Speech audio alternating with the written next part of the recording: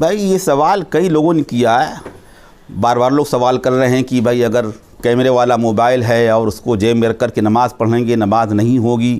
یہ بات بالکل غلط ہے، 100% غلط ہے. نماز نہ ہونا تو بہت دور کی بات ہے، مکروہ بھی نہیں ہوگی، خلاف افضل بھی نہیں ہے، خلاف اولا بھی نہیں ہے. یہ مسائل کا مدار تو یہ دلائل پر ہے نا. اس کو علماء کرام بتلائیں گے، مفتیان کرام بتلائیں گے. بہت سے ہمارے تبلیغی احباب نے یہ سوال کیا کہ بھائی یہ بیان میں یہ بات کہی گئی، بڑے اجتماع میں یہ بات کہی گئی کہ یہ موبائل جو کیمرے والا ہے یہ اس میں شیطان تو آئے گا اور اللہ کی بارگاہ میں نماز قبول نہیں ہوگی. یہ کیسے جی گوارا کرتا ہے، یہ کیسے جی گوارا کرتا ہے کہ جیسے پیشاب دانی ہے اور پیشاب دانی میں کوئی کہے پانی پی لو، جی گوارا کرے گا. کہ یہ موبائل ہے، اس میں گانے سنتے ہیں، فوش باتیں ہوتی ہیں، کیسے قرآن پاک سنتے ہو؟ اس میں قرآن پاک سننا یہ ناجائز ہے اور حرام ہے. اگر نماز پڑھیں گے اس کو رکھ کر کے تو فرشتے قریب نہیں آ سکتے ہیں، شیطان تو قریب آ جائیں گے. یہ ساری باتیں غلط ہیں. یہ مسئلے کی بنیاد دلیل شرعی ہے، مسائل کا مدار دلائل پر ہے. یہ اس کا فیصلہ مفتیان کرام کریں گے.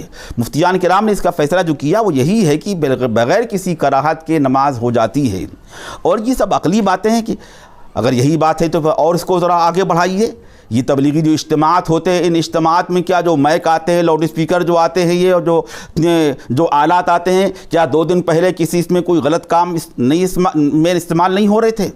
کیا ناچ گانے میں استعمال نہیں ہوتے لاؤڈ اسپیکر؟ وہی لاؤڈ اسپیکر جو کل تک استعمال ہو رہا تھا، اس میں ہندوؤں کے پروگرام ہو رہے تھے، رامائن پڑھی جا رہی تھی، وہ ناچ گانے میں استعمال ہو رہا تھا. وہی لاؤڈ اسپیکر یہاں کرا میں آ گیا تو کیا آپ کہیں گے یہاں پر کہ یہ کیسے جی گوارا کر رہا ہے؟ یہ پیشاب دانی ہے، اس میں کیسے پانی پینا گوارا کریں گے؟ وہ کل تک اس میں ناچ گانا ہو رہا تھا، فوش پروگرام اس کے ذریعے ہو رہے تھے اور لوگ سن رہے تھے، اور آج اس میں یہاں تبلیغی اجتماع میں استعمال ہو رہا ہے. کیا اس بنا پر اس کو ناجائز کہا جائے گا؟ مائک کو استعمال کریے نہ کریے، آپ اجتماعات میں نہ لائیے، آپ یہ جلسوں میں نہ لائیے. آپ یہ باتیں غلط ہیں. دیکھیے یہ کتابیں چھپتی ہیں پریس میں، قرآن پاک بھی چھپتا ہے، حدیثیں چھپتی ہیں، فضائل اعمال چھپتی ہے، منتخب حدیث چھپتی ہے. حالانکہ 1 ہفتے پہلے وہاں پر وہ گندی کتابیں چھپ رہی تھیں، اہل باطل کی کتابیں چھپ رہی تھیں، دوسرے مذہب والوں کی کتابیں چھپ رہی تھیں. وہاں پر فوش چیزیں اور ناول اور گانے اور گندی چیزیں، گندی تصویریں چھپ رہی تھیں.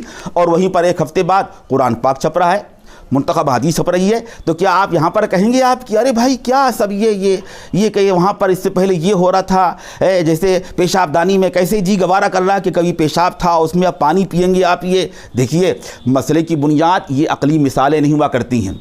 مسئلہ بنتا ہے قرآن حدیث سے، کتاب و سنت سے، اجماع سے، قیاس سے. فقہاء کرام نے تصریحات کی ہیں، ان کے اصول بیان کیے ہیں. اس کا فیصلہ علماء کرام کریں گے. اس لیے ہم آپ کو اطمینان دلا رہے ہیں اور پورے یقین سے کہہ رہے ہیں کہ موبائل، کیمرے والا موبائل آپ اگر جیب میں رکھ کر کے نماز پڑھیں گے بغیر کسی کراہت کے، بغیر کسی قباحت کے، آپ کی نماز ہو جائے گی. اور نماز خلاف افضل بھی نہیں ہے، خلاف اولا بھی نہیں ہے. جو شخص یہ کہہ رہا ہے کہ اگر کیمرے والا نماز رکھ کر کے نماز پڑھیں گے، کیمرے والا موبائل جیب میں رکھ کر نماز پڑھیں گے تو فرشتے قریب نہیں آئیں گے، شیطان آئیں گے، نماز عند اللہ قبول نہیں ہوگی، نماز فاسد ہوگی، یہ بات 100% بالکل غلط ہے، دلیل شرعی کے خلاف ہے. ایسا کہنا اور سمجھنا بالکل غلط ہے.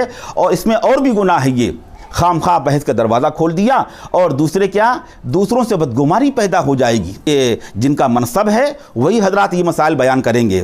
باقی اگر دلائل دیکھنا ہو اس موضوع پر کتابیں لکھی گئی ہیں، تفصیلی کتابیں لکھی گئی ہیں، اور جتنے دلائل لوگ بیان کیا کرتے ہیں ان سب دلائل کا جواب بھی دیا گیا ہے. میں نے آپ کے سامنے صرف مسئلے کا جواب دیا ہے. اگر آپ کو دلائل دیکھنا ہو تو اس موضوع پر جو رسالے لکھے گئے ہیں آپ ان کا مطالعہ کریے. اللہ تعالی ہم سب کو ہر فتنے سے محفوظ رکھے.